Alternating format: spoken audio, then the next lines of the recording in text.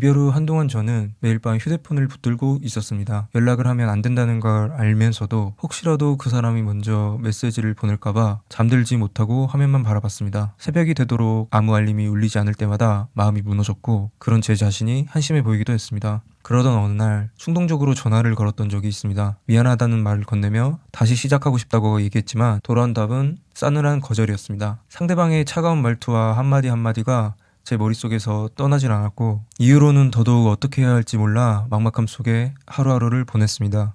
혹시 여러분도 비슷한 경험을 하고 계시지 않나요? 사랑을 했던 사람을 다시 되찾고 싶은 마음이 간절하지만 그 방법을 몰라 두려움과 좌절을 반복하는 순간들 말입니다. 저도 그랬습니다. 오늘 영상에서는 여러분과 같은 상황에 있던 제가 어떻게 재회에 성공해 결혼을 하게 되었고 누구보다 재회 문제를 다루는데 자신 있는 전문가가 되었는지 알려드리겠습니다.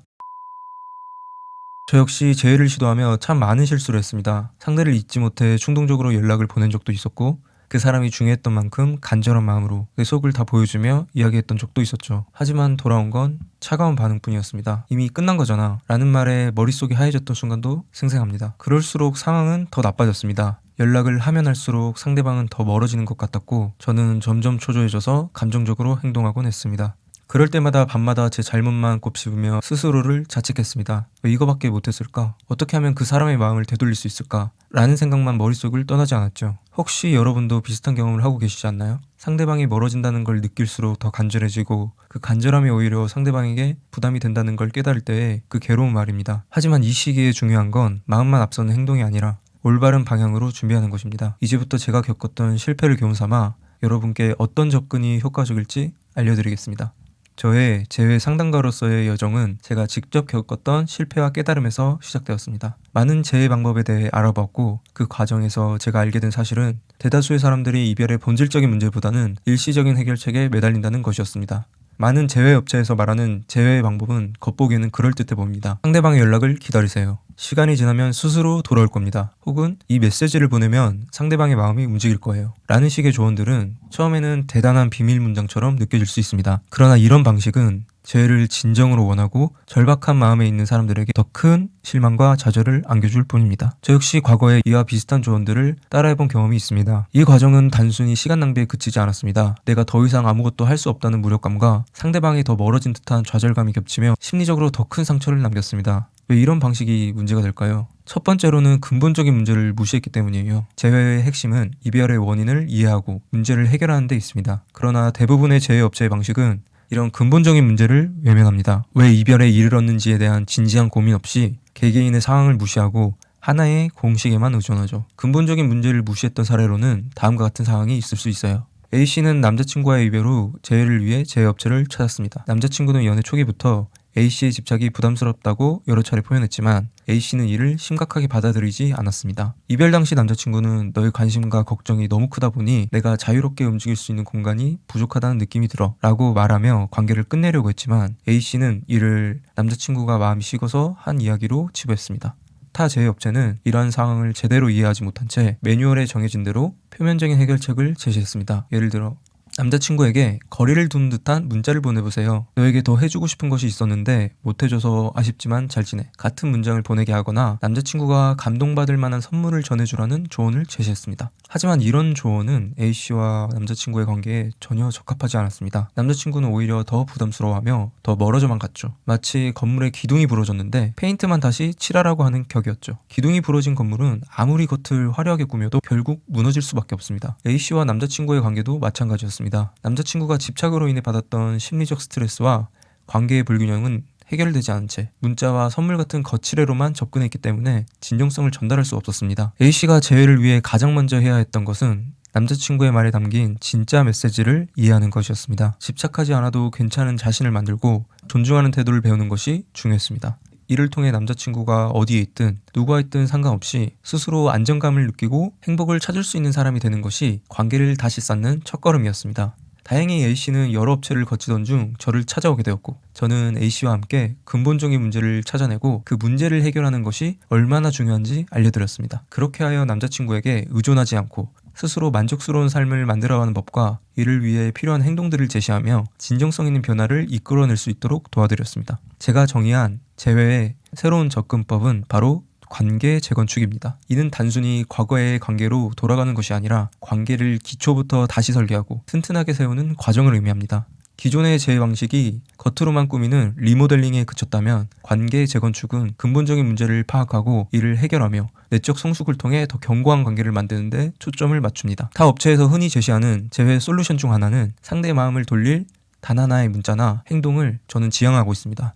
예를 들어 상대가 헤어졌지만 관계에서 느꼈던 갈등을 해결하고 싶어하는 욕구가 남아있는 상태인데 연락을 끊고 거리를 두라는 솔루션을 따른다면 상황은 더 악화될 수 있습니다. 상대는 연락하지 않는 상대를 보며 여전히 내가 느꼈던 문제를 외면하고 있구나 라고 생각하며 문제 해결 의지를 포기하고 관계 자체를 단절하려는 최악의 결과로 이어질 수 있습니다. 이는 마치 꺼져가는 불씨를 살리기는커녕 물을 끼얹는 격입니다. 관계 재건축은 이와 같은 리모델링 방식과는 근본적으로 다릅니다. 첫 단계에서는 근본적인 문제를 파악하고 이를 인정하는 것에서 시작합니다. 앞서 언급한 A씨의 경우엔 과도한 집착과 남자친구의 독립성을 존중하지 못한 데 있었습니다. 그 독립성을 존중하지 못한 근본적인 원인은 본인 내면의 불안과 자존감 부족이라는 것을 상담을 통해 확인할 수 있었습니다. 이제 근본적인 문제를 파악하고 이를 인정하게 되었다면 내적 성숙의 과정이 필요합니다. A씨는 상담 과정에서 남자친구가 연락이 없거나 혼자 있는 상황에서도 스스로 안정감을 느끼고 만족스러운 삶을 만들어갈 수 있도록 변화하기 시작했습니다.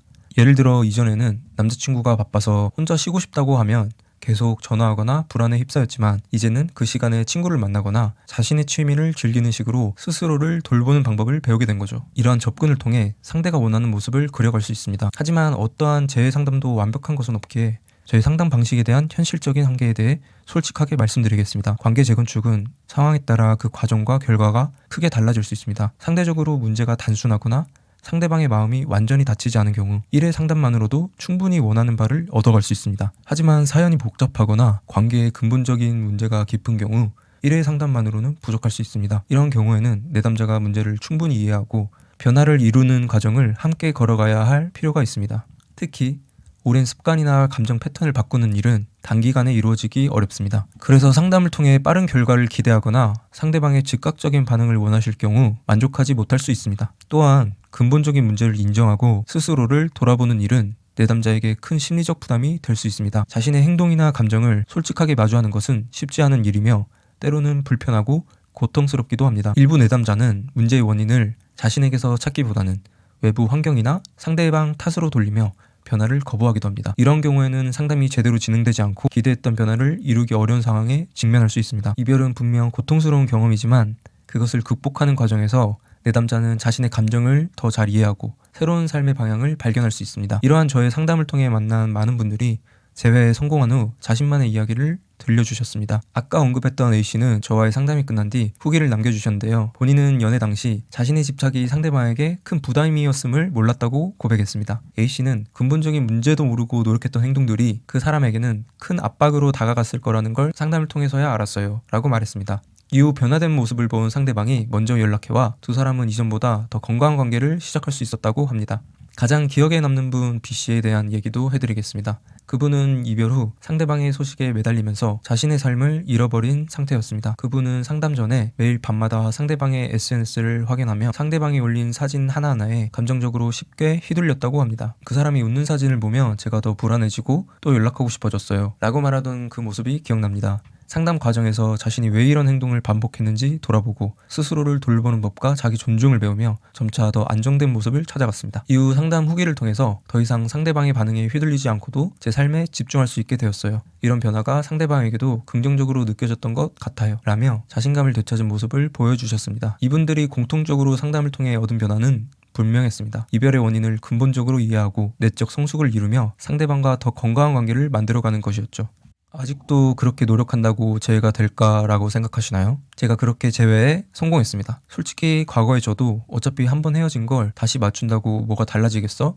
라는 생각을 했던 적이 있습니다. 하지만 평생 함께하고 싶은 사람을 만났을 때 그 생각은 달라졌습니다. 이번만큼은 놓치고 싶지 않았기에 재회를 위해 올바른 방향으로 노력하기 시작했습니다. 앞서 말씀드린 관계 재건축을 실천하며 이별의 원인을 돌아보고 근본적인 문제를 해결하려 애썼습니다. 포기하지 않고 진심을 다해 노력했던 그 과정이 있었기에 지금의 사랑하는 아내와 인생을 함께하는 행복을 누리고 있습니다. 만약 그때도 노력하지 않았다면 이 소중한 사람을 영원히 잃었을 겁니다. 여러분도 저와 같은 길을 걷고 저와 같은 행복을 느끼셨으면 좋겠습니다. 지금 고정 댓글의 링크를 클릭해 상담 신청서를 작성해 주세요. 신청서를 작성해 주신다면 저와 1대1로 직접 상담을 할 수 있습니다. 감사합니다.